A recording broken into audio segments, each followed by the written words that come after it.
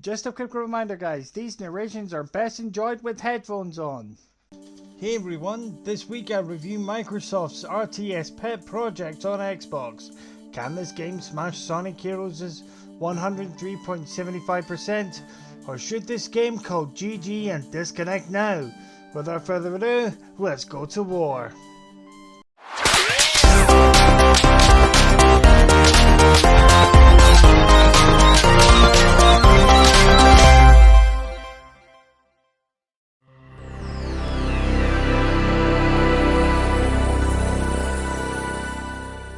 The Halo Wars series is probably the best RTS games on consoles.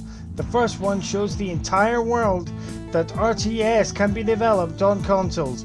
Although the first entries of the series was the worst selling game for the Xbox 360, which led to the shutdown of Age of Empires developer Ensemble Studios, however 343 Industries decided to expand the series with a sequel, this time being co-developed with Total War series developers Creative Assembly.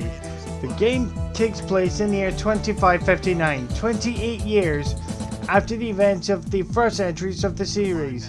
The UNSC support frigate, the Spirit of Fire, originally thought to be lost with all hands on board, are awakened in low orbit around the Ark. A massive Forerunner installation encountered during the events of Halo 3. Lying in wait, the Banished, led by Brute Chieftain Atriox, the only group of brutes who declared war with both the Covenant and humanity. He wanted to continue the war against humanity by firing the Halo rings. Captain James Cutter and his crew find themselves back in the fight against a massive Banished onslaught. The accessibility scores are as follows. Right, to kick off proceedings, visibility given 8.5. As par for the course for a Halo game, the teams are red and blue. To make matters worse, in a multiplayer match, the individual armies are color coded.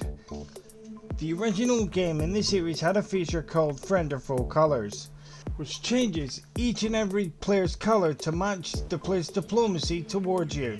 However, in this entry of the series, this feature is not selectable. This can cause an issue for a player with a visual impairment, so despite the shortfalls, this game is somewhat playable for a player with a visual impairment. To come on the counter-attack, audibility given 11. During multiplayer matches and campaign missions, on-screen notification will appear at significant events during battle.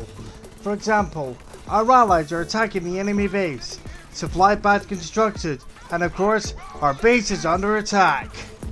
Other notifications, for example, of squad of Marines were to be produced or lost, would be appearing in the game's battle feed. So a hearing impaired player will be able to keep tabs on what's going on during a multiplayer match or campaign mission. So a hearing impaired player will have little to no issues when playing this game. Next up, on mobility, give it 10. When using a controller, the buttons cannot be customized. Also, the console version has no mouse support. So the Xbox version may not be the best choice when playing with a mobility impairment, but it's still playable nonetheless. But the PC version on the other hand is like night and day. The game can be controlled by the mouse, which controls like every other RTS available on PC. However, the interface is specifically designed for a controller. After all, this game is built for the ground up for the Xbox One. On the other hand, you can still connect your trusty Xbox One controller to your PC and play the game with the controller. This opens up additional control options for a mobility impaired player. For them, it can be a deal breaker or a lifesaver. So, a player with a mobility impairment will find this game relatively easy to play. Now for the detailed breakdown. The Xbox version got a 4 out of 5, and the PCs cruised ahead with 6 out of 5. Last but certainly not least, gameplay given 9.5. Let's put it this way, RTS on a console, it's a very hard sell. It's a universally known fact. However, the Creative Assembly has done a phenomenal job taking what's good about the original Halo Wars while adding new mechanics to make this game interesting. For example, there are certain points on the map which any of the two teams can control.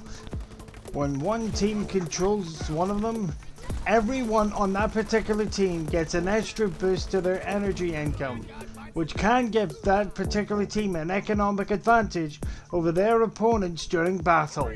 However, the base game is somewhat lacking in content. You only have a limited amount of leaders to select during multiplayer games, and the base game's campaign is somewhat short. It will feel like you are playing a trial version of a game, even though that you've paid your hard-earned money for it. Gee, Metal Gear Solid Ground Zeroes, anyone? If you buy the complete edition, the entire Halo Wars 2 experience is available to you. Every leader will be selectable during multiplayer matches. The 2 additional campaigns will also be available: Operation Stormbreaker and Awakening the Nightmare. So the complete edition is probably the best way to get to Halo Wars 2. In summary, Halo Wars 2 is probably the best RTS on console I have ever played. In its current state, the game is fantastic. Each and every leader has its own strengths and weaknesses. For example, Sergeant Forge is a very good vehicle/armored Fury general. His heavy armor and unique units, Grizzly tanks, makes him a force to be reckoned with. However, in order to get any armored units on the field, any of his bases must be upgraded to level 2. This makes him completely vulnerable to an early game rush. Mastering your leaders is vital for victory, with the inclusion of crossplay between Xbox and console, failing to mention the game being FPS boosted on Xbox Series S and X, allowing the game to take full advantage of the advanced hardware, allowing this game to run at a silky smooth 60 frames per second. If you're an RTS addict like me and is looking for a decent RTS to play over the summer, in preparation for Age of Empires 4 releasing October, this game is an excellent choice. And the overall score is 97.5%. See you guys in the next reviews. Spartan Commander 1990 out. Roll out, Spartan Legion.